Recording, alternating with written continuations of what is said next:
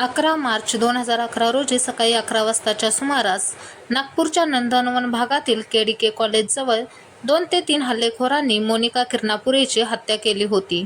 मोनिका ही इंजिनिअरिंगच्या 3ऱ्या वर्षाची विद्यार्थिनी होती. नागपूर शहरात 2011 मध्ये मोनिका किरणापुरे या महाविद्यालयीन विद्यार्थिनीची हत्या करण्यात आली होती. आरोपीने एकतर्फी प्रेमातून दुसऱ्याच तरुणीच्या हत्येची सुपारी दिली होती.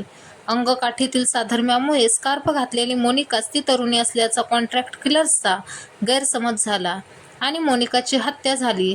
मास्टरमाइंड कुणाल जयस्वाल याच्यासह 4 आरोपींना नागपूर जिल्हा कोर्टाने 1,15,000 रुपयांच्या दंडासह जन्मठेपेची शिक्षा सुनावली, तर पुराव्याच्या अभावी दोघा आरोपींची निर्दोष मुक्तता करण्यात आली होती. 11 मार्च 2011 रोजी सकाळी 11 वाजताच्या सुमारास नागपूरच्या नंदनवन भागातील केडीके कॉलेजजवळ 2 ते 3 हल्लेखोरांनी मोनिका किरणापुरेची हत्या केली होती. मोनिका ही इंजिनिअरिंगच्या 3ऱ्या वर्षाची विद्यार्थिनी होती. वसतिगृहातून महाविद्यालयात पायी जात असताना 22 वर्षीय मोनिकावर चाकूने वार करून हत्या करण्यात आली होती. पाठीत सुरी खुपसलेल्या अवस्थेत मोनिका जवळपास 10 मिनिटे रक्तबंबाळ होऊन रस्त्यात पडली होती. गंभीर जखमी झालेल्या मोनिकाला एका वाटसरूने रुग्णालयात नेण्याचा प्रयत्न केला, परंतु रुग्णालयात पोहोचण्यापूर्वीच मोनिकाचा मृत्यू झाला होता. पोलीस तपासात कुणाल जयस्वाल हा प्रमुख आरोपी असल्याचे स्पष्ट झाले होते. मात्र कुणालला दुसऱ्याच एका मुलीची हत्या करायची होती. मात्र त्याने ज्या भाडोत्री गुंडांना संबंधित मुलीची हत्या करण्याची सुपारी दिली होती, त्यातील आरोपींना मोनिका ही तीच मुलगी असल्याचे वाटल्याने त्यांनी मोनिकावर हल्ला केला व त्यात तिचा मृत्यू झाला होता. कुणाल जयस्वालचे मोनिका राहत असलेल्या वसतिगृहातील वृषाली नावाच्या मुलीवर प्रेम होते. मात्र वृषालीने कुणालचे प्रेम नाकारले होते. कुणालला हे अपमानास्पद वाटत होते. त्यातूनच त्याने वृषालीची हत्या करण्याचा निर्णय घेतला होता. अखेर कुणालने 4 भाडोत्री गुंडांना सुपारी देऊन वृषालीच्या हत्येची सुपारी दिली होती. मात्र भाडोत्री गुंडांनी वृषालीवर हल्ला करण्याऐवजी चुकून निष्पाप मोनिकावर हल्ला केला होता. या प्रकरणाचा मुख्य सूत्रधार असलेला कुणाल जयस्वाल सावरगावचा रहिवासी होता. घटनेच्या वेळी तो काटोलच्या सेंट पॉल हायस्कूलचा शिक्षक होता.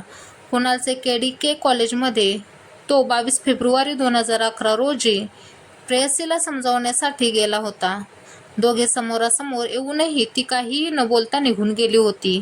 त्यामुळे चिडून कुणालने आपल्या प्रेयसीला कायमचे संपवण्याचे ठरवले होते.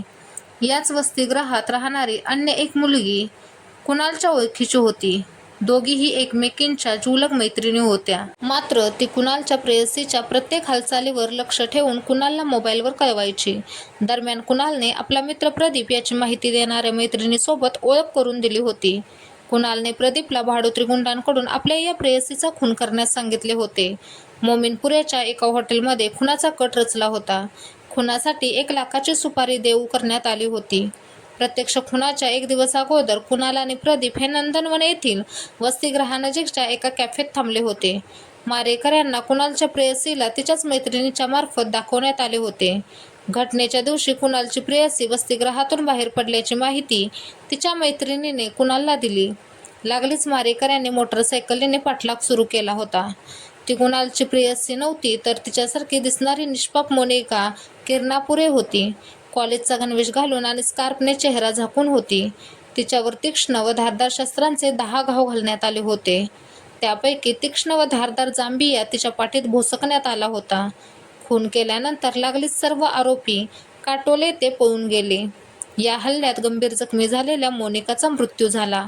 नागपूरच्या जिल्हा न्यायालयात 3 जून 2015ला या प्रकरणाचा सूत्रधार कुणाल जयस्वाल व त्याचा साक्षीदार प्रदीप सहारे व मोनिकावर प्रत्यक्ष हल्ला करणारे श्रीकांत सोनेकर व उमेश मराठे या 4 आरोपींना जन्मठेपेची शिक्षा सुनावली. या शिक्षेला आरोपींनी उच्च न्यायालयात आव्हान दिलं होतं. मात्र उच्च न्यायालयाच्या नागपूर खंडपीठानं खालच्या कोर्टानं दिलेली जन्मठेपेची शिक्षा कायम ठेवली.